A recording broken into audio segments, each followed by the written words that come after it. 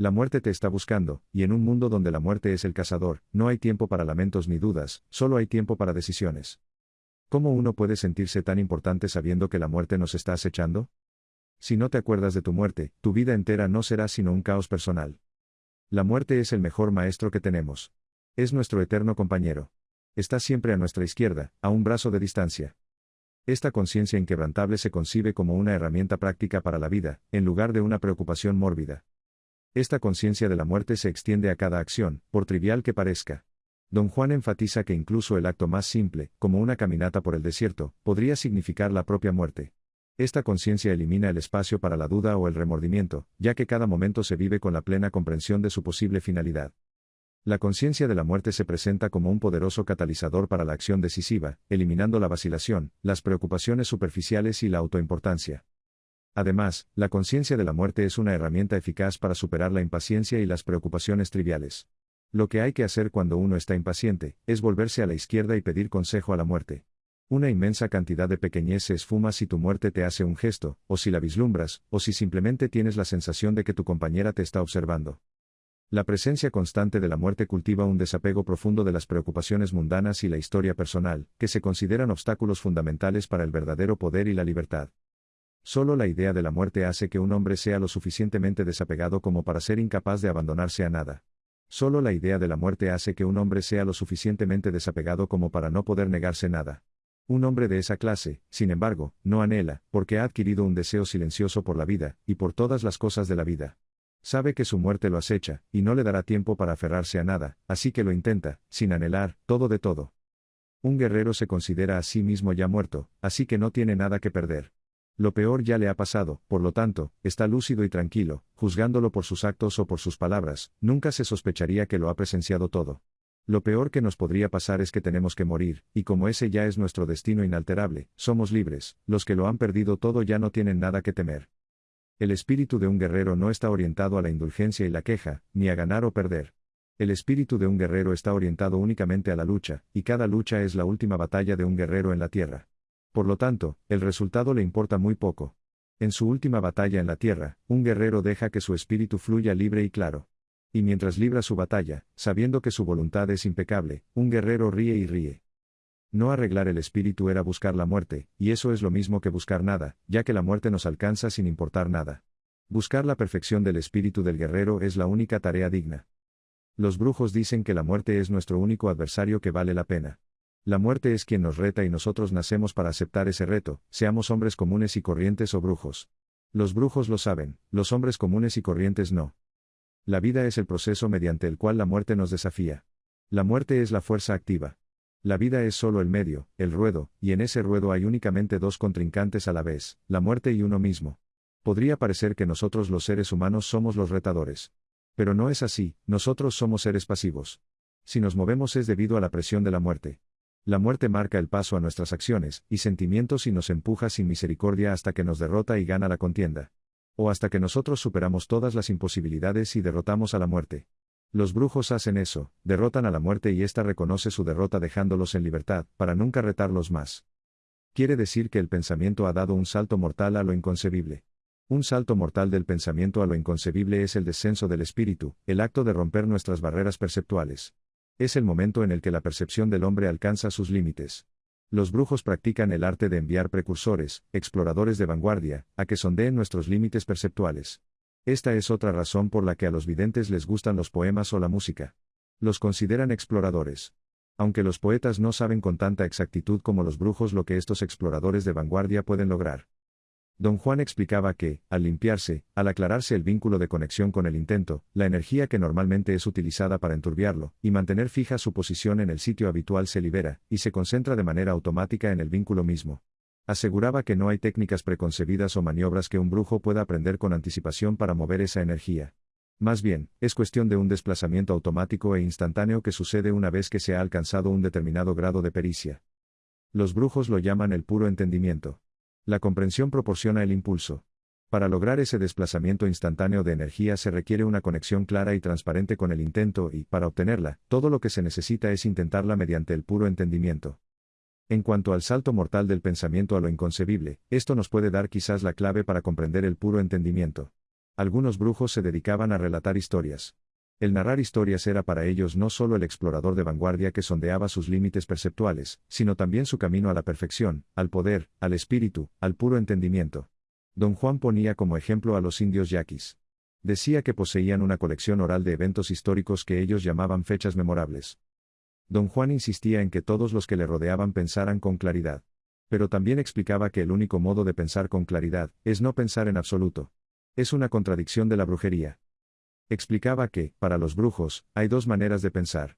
Una es la manera normal y cotidiana, regida por la posición usual del punto de encaje, una manera que deja todo en una gran oscuridad, y produce pensamientos poco claros que no sirven para mucho.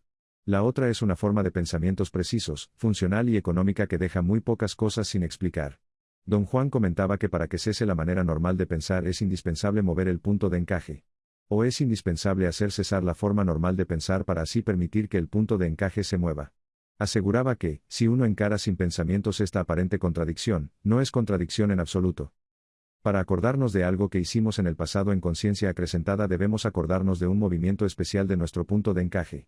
Para acordarnos, como Don Juan dice que lo hagamos, tenemos que dejar de pensar pensamientos normales.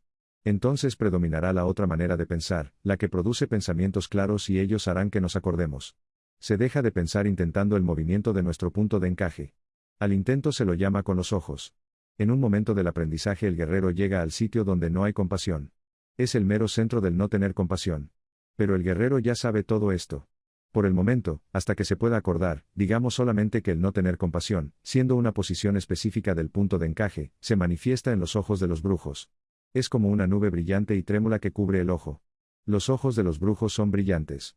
Cuanto mayor es el brillo, más intenso es su sentido de no tener compasión. Cuando el punto de encaje se mueve al sitio donde no existe la compasión, los ojos comienzan a brillar. Mientras más firme es la fijeza del punto de encaje en su nueva posición, más brillan los ojos. Las supuestas preocupaciones por tu trabajo, familia o vida diaria son insignificantes cuando eres un guerrero y no tienes compasión por nada, cuando sabes que el único adversario es la muerte. Para los brujos, acordarse no es lo mismo que recordar. Recordar es cuestión del pensamiento cotidiano, cuestión de la posición habitual del punto de encaje.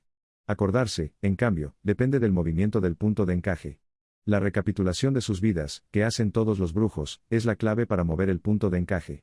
Los brujos inician la recapitulación pensando, recordando los actos más importantes de sus vidas.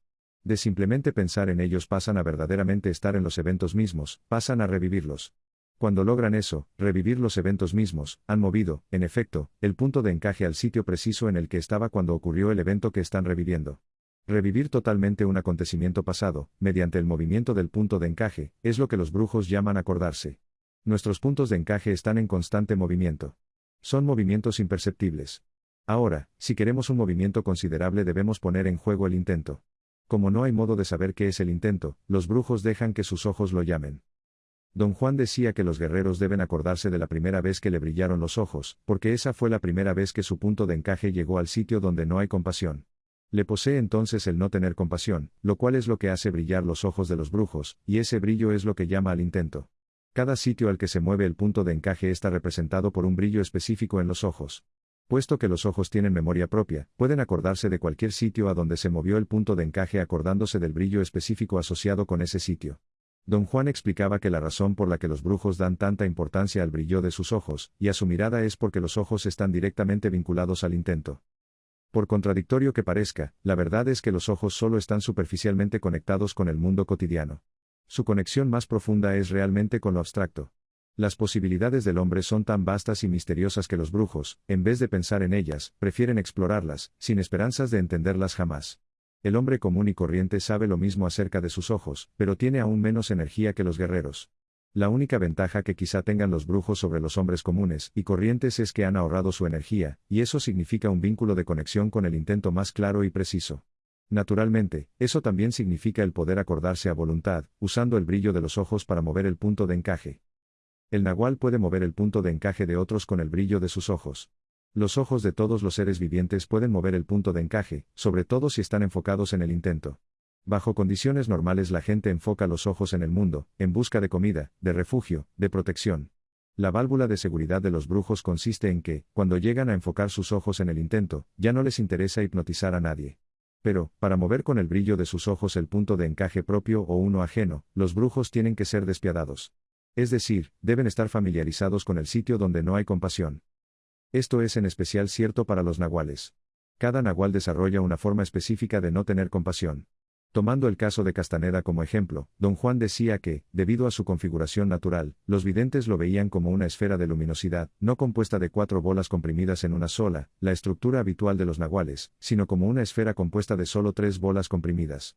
Esa configuración le hacía ocultar automáticamente su falta de compasión tras la máscara de un hombre que se entregaba fácilmente a todo. Los nahuales son muy engañosos. Siempre dan la impresión de ser lo que no son, y lo hacen tan bien que todo el mundo les cree, hasta los que mejor los conocen. Son grandes actores, y aún mejores acechadores, usan muy bien el desatino controlado, por lo general es complejo saber dónde nacieron, dónde están, o qué es de ellos. Don Juan decía que no era hombre racional, que solo aparentaba serlo debido a que su máscara era así de efectiva. Lo que para nosotros puede parecer razonabilidad es simplemente su indiferencia a su propia persona. El no tener compasión no es otra cosa que la total falta de compasión por uno mismo. En el caso de Castaneda, como disimulaba con falsa generosidad el no tener compasión, parecía tranquilo y franco. Pero en realidad, era tan generoso y razonable como Don Juan. Ambos eran un fraude. Habían perfeccionado el arte de ocultar el hecho de que no sentían compasión. Don Juan decía que su benefactor lo ocultaba tras la fachada de un bromista despreocupado, cuya irreprensible necesidad era jugarle malas pasadas a cuantos se le acercaban. La máscara de su benefactor era la de un hombre feliz y apacible, a quien nada en el mundo lo afligía o preocupaba. Pero bajo esa máscara él era, como cualquier otro nahual, más frío que el viento del Ártico. Don Juan explicaba que los brujos habían descubierto que cualquier movimiento del punto de encaje significa alejarse de la excesiva preocupación del yo individual, la característica del hombre moderno. Los brujos están convencidos de que la posición del punto de encaje es lo que hace del hombre moderno un egocéntrico homicida, un ser totalmente atrapado en su propia imagen. Habiendo perdido toda esperanza de volver al conocimiento silencioso, el hombre busca consuelo en su yo individual. Cree que es todo lo que hay. Y al hacerlo consigue fijar su punto de encaje en el lugar más conveniente para perpetuar su imagen de sí. Por lo tanto, los brujos pueden afirmar con toda seguridad que cualquier movimiento que aleje el punto de encaje de su posición habitual equivale a alejarse de la imagen de sí y, por consiguiente, de la importancia personal. Don Juan definía la importancia personal como la fuerza generada por la imagen de sí. Reiteró que es esa fuerza la que mantiene el punto de encaje fijo en donde está en la actualidad. Por este motivo, la meta de todo cuanto hacen los brujos es el destronar la importancia personal. Los brujos han desenmascarado a la importancia personal, encontrando que es, en realidad, la compasión por uno mismo disfrazada. No parece posible, pero así es. El verdadero enemigo y la fuente de la miseria del hombre es la compasión por sí mismo. Sin cierto grado de compasión por sí mismo, el hombre no podría existir. Sin embargo, una vez que esa compasión se emplea, desarrolla su propio impulso y se transforma en importancia personal. Los brujos están absolutamente convencidos de que, el espíritu, al mover nuestro punto de encaje, alejándolo de su posición habitual, nos hace alcanzar un estado de ser que solo podríamos llamar el no tener compasión. Los brujos saben, gracias a su experiencia práctica, que en cuanto se mueve el punto de encaje se derrumba la importancia personal, porque sin la posición habitual del punto de encaje, la imagen de sí pierde su enfoque. Sin ese intenso enfoque se extingue la compasión por uno mismo y con ella la importancia personal, ya que la importancia personal es solo la compasión por uno mismo disfrazada. Don Juan afirmaba que todo nahual, en su papel de guía o de maestro, debe comportarse eficiente e impecablemente. Puesto que no le es posible planear racionalmente el curso de sus actos, siempre deja que el espíritu decida su curso. La posición habitual y la imagen de sí obligan al punto de encaje a formar un mundo de falsa compasión, pero de crueldad y egoísmo muy reales. En ese mundo, los únicos sentimientos verdaderos son los que convienen a quien los tiene. Para el brujo, el no tener compasión no es ser cruel. El no tener compasión es la cordura, lo opuesto a la compasión por uno mismo y la importancia personal. Don Juan decía que todo cuanto los brujos hacen es una consecuencia del movimiento de sus puntos de encaje, y que esos movimientos están regidos por la cantidad de energía que los brujos tienen a su disposición. Dentro de todo ser humano hay un gigantesco y oscuro lago de conocimiento silencioso que cada uno de nosotros puede intuir. El aprendiz puede intuirlo, quizá con un poco más de claridad que el hombre común y corriente, debido a su participación en el camino del guerrero. Los brujos son los únicos seres en el mundo que, haciendo deliberadamente dos cosas trascendentales, llegan más allá del nivel intuitivo. Primero, conciben la existencia del punto de encaje y segundo, logran que el punto de encaje se mueva. Don Juan acentuaba una y otra vez que lo más sofisticado de los brujos es el estar conscientes de nuestro potencial como seres perceptivos, y el saber que el contenido de la percepción depende de la posición del punto de encaje. El conocimiento silencioso es algo que todos poseemos. Algo que tiene total dominio, total conocimiento de todo. Pero no puede pensar, por lo tanto, no puede expresar lo que sabe. Los brujos creen que, en una época, al comienzo, cuando el hombre comprendió que sabía, y quiso estar consciente de lo que sabía, perdió de vista lo que sabía. El error del hombre fue querer conocer directamente lo que sabía, tal como conocía las cosas de la vida diaria. Cuanto más deseaba ese conocimiento, más efímero, más silencioso se volvía. Ese conocimiento silencioso, que nadie puede describir, es, por supuesto, el intento, el espíritu, lo abstracto. Pero, ¿qué significa eso de que el hombre perdió de vista lo que sabía? Significa que el hombre renunció al conocimiento silencioso por el mundo de la razón. Cuanto más se aferraba al mundo de la razón, más efímero se volvía el conocimiento silencioso. Cada vez que sientas que algo te está saliendo mal, y que estás a punto de ser aniquilado, vuélvete hacia tu muerte y pregúntale si es cierto eso. Tu muerte te dirá que te equivocas, que nada importa en realidad más que su toque.